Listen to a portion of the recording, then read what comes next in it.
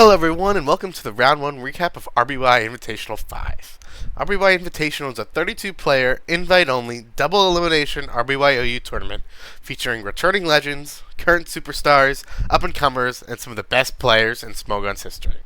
This year's edition has a current prize pool of $1,214.33. Every week, I will select a few exciting games to review as an entertaining and educational summary of each round. I will also update everyone on how all the remaining games turned out and how the bracket looks going into the next round. If you want to see more of this content, please let me know by messaging me on Discord. To begin, we have games 2 and 3 of Conflict vs. Spies. Widely regarded as the top 3 GSCer of all time, Conflict has accumulated the 6th most overall sheet wins at 90, including the 2nd most in SPL GSC at 39, and 6 plus in his last 4 SPLs. He's making his RBY Invitational debut after winning Smogon Classic 9 last year. Spies, on the other hand, is an enigma, with 11 years between his peaks as an RBY OU player. He went 6-3 in SPL 1, which was 2010, before returning to win RBY Cup 7 and be the first overall seed in the Circuit Championships in 2021. According to sources, I quote, Conflict kicks Spies' ass into retirement in SPL 4, so this is undoubtedly going to be one for the ages. We begin on Game 2, Turn 41. Using Chansey's Seismic Toss, Conflict gets Spies' Starmie down to 39%, and thanks to a lucky full paralysis, gets his own unparalyzed Starmie in for free. After scouting for both Thunderbolts and Blizzard, Spies brings back in his Executor, which walls Surf plus Thunderbolt Starmie, but at this point has only burnt 1 turn of sleep.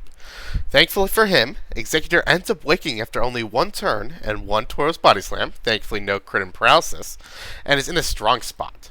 It walls Starmie, threatens Explosion on Chansey, and outspeeds Paralyzed Tauros, but is currently in Hyper Beam Tauros' range.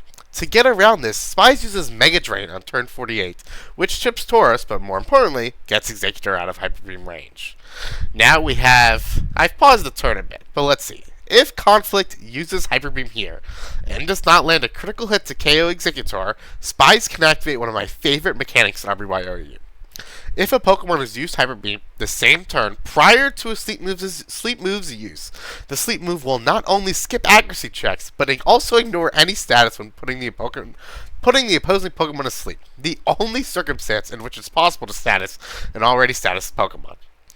So, right here, if Conflict kicks Hyper Beam, and does not get a critical hit, and Executor lives, the following turn, Spies can click Sleep Powder, and will put Tauros to sleep despite it being paralyzed. Now, I hyped that all up, but at the end of the day, Conflict just clicks Body Slam. So, despite Spies not being able to leverage his knowledge of RBY quirks in this game, we'll see it happen twice in the upcoming Game 3. So, don't worry. After that sequence, Spies is going to trade his Tauros for Conflict's Tauros, and preserve his own on turn 53 by switching to Executor. He's going to click Mega Train here as Conflict goes to Chansey and sets up the play of the game. Here, Conflict knows a switch is likely. Spies wants to preserve his Executor for Chansey, and getting in his own Starmie here lets it recover to outside of Conflict's Starmie's Thunderbolt range. Spies is also unlikely to explode, as trading his Executor for Chansey here gives Conflict's Starmie a pretty clear path to victory. Expecting a switch to Starmie, Conflict doubles to his own. This would have put him in a commanding position, as Executor is now 2-KO'd by Serve and can no longer switch in. However, Spies turns the tables on Conflict by staying in and clicking Sleep Powder, putting Starmie to sleep, and effectively stealing the game. He explodes Executor on Chansey the following turn and brings in Tauros to shut things down. However, as Spies notes in the game chat, it is not over. This is RBY we're talking about, and until the final screen comes, you can always find a path to victory. After landing so Tauros Revenge kills whatever. He Earthquakes here to dodge counter, as Conflict clicks Thunder Wave. Right now, this Chansey is in Hyper Beam range. If Spies does not miss and does not get fully paralyzed, the game is over and Spies wins. However, on this turn, Spies misses Hyper Beam, as Chansey heals up to full. Here, Spies is going to land Body Slam and gets a critical hit as Chansey loses Seismic Toss. So again, this time, all Conflict has to do is not fully paralysis. He just needs to land Body Slam and he wins the game. But he gets fully paralyzed as Chansey heals up. And on turn 62, he gets fully paralyzed again. This heals Chansey to full. And so, even though on the following turn, Tauros lands Body Slam, Chansey once again does not fully process and kills the Tauros. Starmie comes in. It's not over, right? You can get a few Surf, like critical hits. Maybe this is randomly Surf Psychic and you start getting special drops. Maybe you stall out Seismic Tosses to recover, so it's still not over. However, Starmie gets fully paralyzed as Chansey goes for recover. Starmie is able to, or actually, Starmie doesn't get fully paralyzed there. But on turn 66, it fully paralyzes again. Conflict KOs Spies and takes the game. To note, throughout this whole sequence, Conflict's Chansey did not get fully paralyzed once, as Spies' Tauros and Starmie got fully paralyzed a combined, 4 or 5 times? But that's just RBY, and that's how things go. So we move on to the winner-take-all Game 3. And we're going to start on 32. So we're in the early stages of this one. All 12 Pokemon are alive. And Spies, after this Body Slam, what happens? One more turn. Roundup paralyzes, whatever. But after this turn, Spies times out and loses the game. Indeed, with both players hoping to advance closer to the over $1,000 prize pool, Spies' internet gives out and he technically loses the game, as we see here. Thankfully, the year is 2024 and we have the technology. A tournament director quickly recreates the game, and we are back up and running in another replay. And so you remember how I teased how more fun RBY mechanics were coming that are actually put into play? Well, if we wait a bit for turn 38 to come by, shout out to TPP for being online, recreating the game, very cool. If we skip to turn 38, Rhydon KOs Executor with Body Slam, dealing roughly 33% or 137 hit points from Executor. And now, on the opposing turn 39, both players switch out. And now, on turn 40, Conflict switches again as Spies clicks Counter and does massive damage to Rhydon. And so you might be thinking, what move is Spies countering, right? There was 2 switches. He's actually countering the Body Slam that was clicked 2 turns ago. And this is another fun RBY quirk. This is because the last instance of damage being dealt isn't cleared upon Pokemon switching, meaning Counter can work against normal and fighting type moves that dealt damage in previous turns. So with this knowledge, Spies can hit Rhydon back with double the amount of damage Body Slam did, roughly 274 hit points or 64% of Rhydon's health. And so the fun isn't over yet. This is RBY Invitational. This is the best tournament on the planet. As Conflict notes, dang, that was nicely done. After these counter shenanigans, Conflict reveals Slowbro. And at turn 42, Snorlax paralyzes Slowbro with Body Slam, and Slowbro paralyzes Snorlax with Thunder Wave. So as you may know, Slowbro and Snorlax speed tie. And after being paralyzed, they're both at a quarter speed, but still speed tie. But on turn 43, Snorlax full paralysis, and Slowbro clicks Amnesia, activating the stat reapplication glitch, where the side effects of paralysis, quartering speed, are actually reapplied to Snorlax here because the Pokemon stats are changed. So therefore, not only does Amnesia double Slowbro's special stat on this turn, but it also quarters Snorlax's speed again, meaning Slowbro is not always is now the faster Pokemon, despite both Pokemon having the same base speed, no EVs of course, in this generation, and both being paralyzed. As you'll see here, Slowbro now moves first every time. He gets the rest off, and after a few turns, it is going to heal off its paralysis. As we go here, and now as Slowbro wakes up, it's in a bit of a commanding position, I would say, right? Especially after these next few turns, as we watch. Surf does a bunch, fully paralysis. Surf does a bunch again, and another full paralysis. So at this point, Slowbro is in a commanding position. Starmie's asleep. Snorlax is effectively dead. Tauros Hyper Beam, which is then revealed, does not KO at this point. And Alakazam and Chansey are just going to let Slowbro Thunder Wave it, keep boosting, and it's not going to be great, right? So at this point, Slowbro is looking really good. So Spies only actually has one shot of containing Slowbro before, at the very least, his Tauros is going to have to eat Thunder Wave, things like that, and things get really dangerous. Here, Spies switches to Chansey on Surf and doesn't eat that much before going back to Snorlax on Thunder Wave. Now, here you may be saying, what the hell was the point of that, right? You ate 27% on your Chansey for no reason. Why was he doing that? This is because When Snorlax switches out and it comes back in, it removes the effects of the stat reapplication glitch, and is now only at a quarter speed instead of the previous 1/8. And while Slowbro has healed its own paralysis, it is still at 1/4 speed, since Rest does not remove the speed drops inflicted by paralysis. This means on the following turn, despite Snorlax being paralyzed and Slowbro being fully healthy, they speed tie.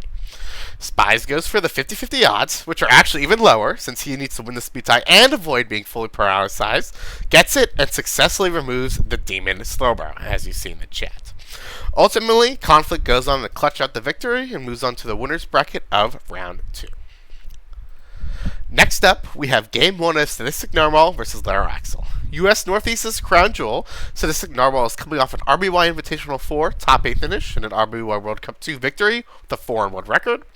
Last year, Laroxyl won 8 straight rounds to finish third and win over $100 in winnings after fighting his way through play-ins. This match is marked by the game within the game, the RBYOU sleep turns. As you'll see, SaDiSTiCNarwhal is utilizing Jinx. His goal is to secure turn 1 sleep on Laroxyl's lead, which is a Starmie, preferably freeze fish for a bit, probably on Chansey, before sacking his Jinx to sleep and playing 5v5.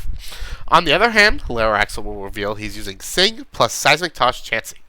His goal is to paralyze, chip, and eventually KO the Jinx before sleeping a more high-value target later on.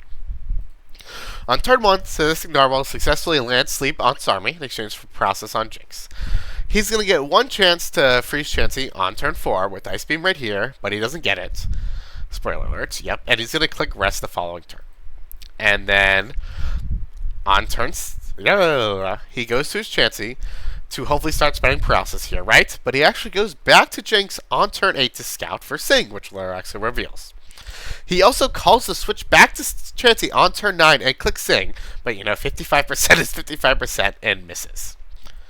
Things are going to get a bit more interesting here as Narwhal has to go back to Jinx, right, to block Sing. He's going to wake up. Laro, notably, does not click Sing. He clicks Thunderwave because he wants to remove this and sleep something else.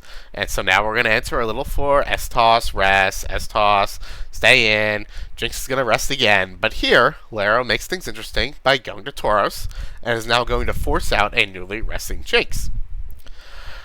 On turn 16, Starmie comes in and gets paralyzed. And now this gives SaDiSTiCNarwhal 2 sleep blocks, both with Jinx and Starmie. Jinx, so of course he wants to take sleep. Starmie can't get slept. And so now he has 2 months bulk sleep, right?